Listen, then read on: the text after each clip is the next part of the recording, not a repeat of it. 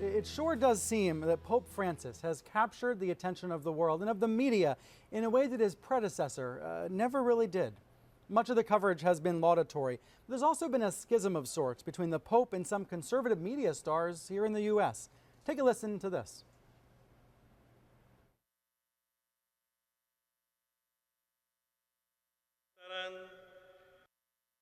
He sounds like a left-wing professor at the London School of Economics. But the Pope here has now gone beyond Catholicism. This is just pure Marxism. And to hear the Pope regurgitating this stuff, I was profoundly disappointed. It seems to me that the Pope is preaching politics from the pulpit.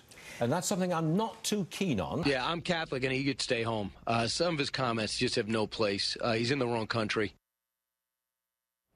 Just a sampling of recent rhetoric we've heard on Fox News and heard on radio as well. So join me now to talk more about this. Journalist Paul Vallely is the author of the acclaimed Pope biography, Pope Francis, The Struggle for the Soul of Catholicism.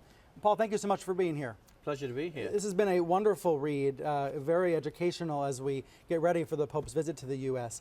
I'm wondering why you think we're hearing that kind of rhetoric from conservative media in the U.S. Why is it so important, you think, for the Rush Limbaughs of the world to try to paint this Pope as a liberal radical? Well, previous popes have been critical of capitalism. They were also critical of communism, but of course communism is not in the picture anymore. This pope carries on with that, but he's also a Latin American, and he has the kind of ambivalence towards the United States of resentment and admiration that you find in Latin America. And the third thing is that he worked for 20 years in the slums, and so he's very focused on looking at the world from the bottom up, from the point of view of poor people. So he presents a kind of there's a ferocity to his rhetoric which wasn't there with previous popes, and I think that's what's rattled the cage of the conservatives. We're looking at images of him from Paraguay. Today he is in Cuba. He just recently, a few minutes ago, completed a mass in Revolution Square in Havana. I wanted to pull up on screen something that I was struck by in Rolling Stone magazine. It was talking about what the media coverage of this trip represents, and we can put it on screen and read it for you. It says, consider, for instance, the 24/7 global media coverage Francis's U.S. trip will receive. When else would an economic message as critical of capitalism as Francis's be granted such a stage? An example of this is the way that the Pope has decried the excesses of consumerism. That, of course, touches on advertising, other elements of media. I wonder what you make of that the press in the next few days is going to be forced to talk about income inequality and injustices that generally don't get much of a hearing in mainstream media. Well, the reason they get a hearing is because he sees them as rooted in the gospel, which is something which a lot of people who disagree with him politically do accept. So if he's arguing from the gospel, he says this is Marxism, this is classic teachings of Jesus, and it's as you know, for the past 100 years, the Catholic Church has had something called Catholic social teaching, which tried to tread a middle way between communism and capitalism and find a way of having a kind of responsible wealth creation. We should mention there's this setup, that we see in the press sometimes, liberal and conservative, right and left. The Pope doesn't line up quite that way, does he? No, that's a political template. It's almost like some commentators don't know how to describe him. I mean, I'm thinking about on the issue of gay rights, for example. The Catholic Church is not where many Americans' heads and views are. And when we think about views about gay marriage, how they've shifted in the United States, they haven't shifted within the Church. Well, they have shifted actually with Francis, because what you see with Francis is that he's in favor of equal rights for gays. He's in favor of civil unions. He's against gay marriage. But not gay marriage. No, marriage he thinks is sacramental. It's between a man and a woman, and it's not appropriate to talk about same-sex couples in that way. And interestingly, he's against gay adoption, because he says gay adoption is seen as an equal rights issue. It's seen from the parents' point of view. I have a right to a child. He says nobody has a right to a child, and gay adoption should be viewed from the point of view of children, and children have the right to a mother and a father. So he just kind of turns the thing upside down a bit. It's more nuanced than you might expect. Much more nuanced than that kind of red-blue divide that we sometimes see. Paul, thank you for being here. Great talking with you. It's been a pleasure. Thank you. Let's go to Havana now. Let's go to CNN's Chris Cuomo. He's actually at Revolution Square, where Pope Francis has just delivered his mass before a crowd of many thousands. Chris, good morning. What does it feel like, just as a journalist and as a person, to be there in that square?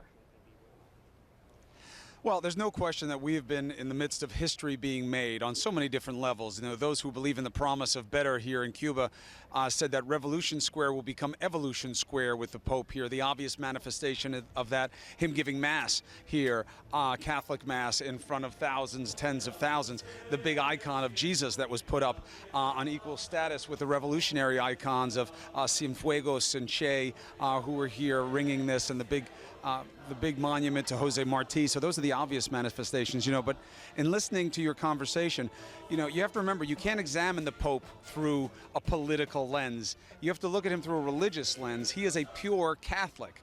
What you see is an inconsistency between a hard line on, let's say, gay marriage in terms of the dogma of the Catholic Church, even though he used some language of forgiveness and tolerance. And then on the other side, he seems to be sympathetic to the communist cause. That's politically inconsistent in the United States. It is not religiously inconsistent, certainly within Catholicism. He is towing the line of dogma. What has made Pope Francis different are two things. One, that he is doing inflection points. What do we care about? Not what the rule is, but what do we care about and how do we focus? That's been different. And that two, that he has become what he calls himself in his motto, a missionary of mercy. He is trying to focus people on taking care of the needy in a way that is more aggressive and that seems more political than we've seen with popes past, at least since John Paul II. So being here today, all of that really resonates. This is the perfect crowd for him. These people need on so many different levels. They've been starved on so many different levels. Yesterday, Castro said that religious freedom is a central tenet of the Constitution. There's an obvious hypocrisy to that for many people here who believe they can't practice faith or practice anything the way they want to. The Wi-Fi being offered up as a concession to the Vatican. You know, right. Brian, you're so technologically savvy in following new media. You know, internet here is spare and rare. And the idea that they had Wi-Fi this afternoon, that they provided Wi-Fi here, everybody holding up their smartphones like we were in America, that doesn't happen here in Cuba because the service is so spotty. You can't get on the web. So those are the obvious manifestations that signal what Pope Francis wants to see happen. But remember, he can only promise so much. How will his message change when he goes to the United States? There's no question that he sees capitalism and dynastic industries, as he borrowed from Jose Marti, as a problem and that they cause suffering. Now, how will he finesse that message in the United States? Will he be as subtle as he was here with the Castros, at least in his first two blushes of expression when he got off the plane and then here in his homily and his after blessing at the end of the Mass? We don't know what he'll do when he meets the Castros later or when he meets the people later, Brian. I was going to ask you about the Wi-Fi because in this day and age with this Pope, it's not just us that can tell his story. It is all the people in that square. And of course, the Pope can also, via Twitter, he has that Twitter account, can also tell his story directly. Chris, thank you so much for coming on the program today. It's good to be with you, Brian.